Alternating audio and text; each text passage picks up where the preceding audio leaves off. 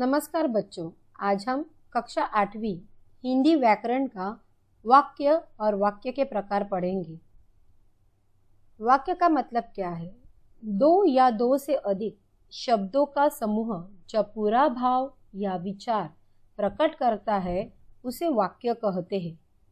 जैसे यह मीराबाई का भजन है, मोर के पंख सुंदर है।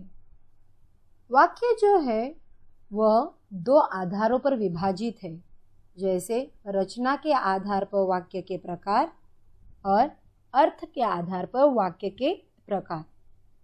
रचना के आधार पर वाक्य के 3 प्रकार है, तो अर्थ के आधार पर वाक्य के 6 प्रकार है। इसमें से पहले हम रचना के आधार पर वाक्य के प्रकार पढ़ेंगे। उससे पहले रचना का मतलब क्या है वो समझ कर लेते हैं। रचना का अर्थ है बनावट, यानी अंग्रेजी में उसे हम फॉर्मेशन कहते हैं। वाक्य की बनावट किस तरह की है उसके आधार पर वाक्य के 3 प्रकार हैं। उसमें से पहला प्रकार है सरल वाक्य, उसे अंग्रेजी में सिंपल सेंटेंस कहते हैं। जिस वाक्य में केवल एक क्रिया होती है उसे सरल वाक्य कहते हैं। जैसे मोहन पुस्तक पढ़ता है, आपने सत्य कहा।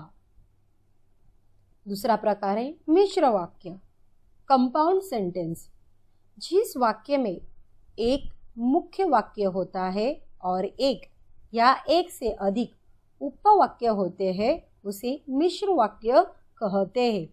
इस वाक्य में जो पहला वाक्य होता है वह मुख्य वाक्य होता है और दूसरा वाक्य जो होता है वो आश्रित होता है। जैसे गुरुजी ने संदेश दिया कि अनिल परीक्षा में सर्वप्रथम आएगा। इस वाक्य में देखो, गुरुजी ने संदेश दिया, क्या दिया है कि अनिल परीक्षा में सर्वप्रथम आएगा। तो गुरुजी ने संदेश दिया ये मुख्य वाक्य है, तो अनिल परीक्षा में सर्वप्रथम आएगा ये वाक्य आश्रित है या गौण वाक्य है। दूसरा वाक्य देखो, जो काम करेंगे उन्हीं का सम्मान होगा। उसमें ऐसा कुछ था जो मनुष्य को मनुष्य बताता है। जब साहब गुस्सा हुए तब उन्होंने मेरी ओर देखा। तीसरा प्रकार है संयुक्त वाक्य। जिस वाक्य में 2 या 2 से अधिक सरल वाक्य के जोड़ने से बने वाक्य को संयुक्त वाक्य कहते हैं। यह वाक्य स्वतंत्र होते हैं। जैसे इस वाक्य में देखो, श्याम पाठ पढ़ता है और सुनील सुनता है।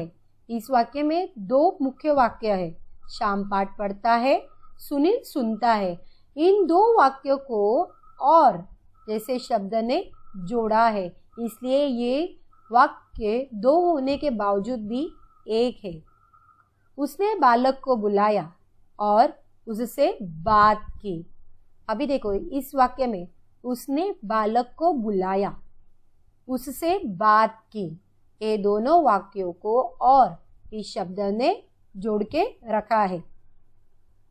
संयुक्त वाक्य में देखो, और, तथा, एवं, या, परंतु जैसे शब्द 2 वाक्यों को जोड़ने का काम करते हैं। आगे अब हम अर्थ के आधार पर वाक्य के 6 प्रकार देखेंगे। अर्थ यानी वाक्य का अर्थ पढ़ने पर हमें समझ में आता है। पहला वाक्य देखो, विधानार्थी वाक्य। विधानार्थी वाक्य को ही सकारात्मक वाक्य भी कहते हैं। सकारात्मक वाक्य को विधानार्थी वाक्य कहते हैं। इस वाक्य में न, ना, नहीं जैसे शब्द का प्रयोग नहीं होता। इसमें किसी बात की होने का विधान होता है। जैसे राजा का सम्मान सब करते हैं। दूसरा, मैं उसे उचित समझता था। अभी निषेधार्थ वाक्य यानी नकारात्मक वाक्य। नकारात्मक वाक्य को निषेधार्थ वाक्य कहते हैं। इस वाक्य में न, ना, नहीं जैसे शब्द का प्रयोग होता है। इसमें किसी बात के न होने का विधान होता है। जैसे राजा का सम्मान कोई नहीं करता। यह बात मुझे याद नहीं आई। आज्ञार्थ वाक्य। जिस वाक्य में आज्ञा या प्रार्थना या आदेश का भाव प्रकट हो उसे आज्ञार्थक वाक्य कहते हैं। जैसे तुम अब पाठ लिख लो। सत्य और हिम्मत से बोलो। अगला है प्रश्नार्थक वाक्य। जिस वाक्य में प्रश्न पूछने का भाव प्रकट हो उसे प्रश्नार्थक वाक्य कहते हैं। जैसे आप सत्य कह रहे हैं। तुम कहाँ जा रहे हो?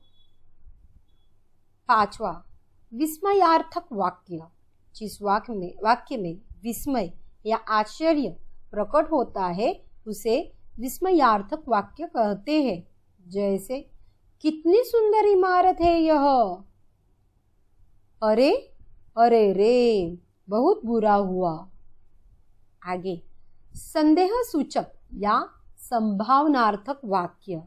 जिस वाक्य में संदेह यानी शक या संभावना की जानकारी होती है उसे संदेह सूचक वाक्य कहते हैं।